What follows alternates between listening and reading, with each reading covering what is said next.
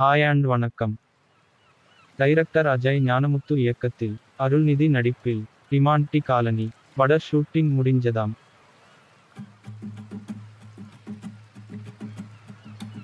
Hip hop தமிழா ஆதி இயக்கி நடிக்கும் மீசைய முறுக்கு 2 பட பாடல் 8ஆம் தேதி ரிலீஸ் பண்றாங்க உங்களுக்காக.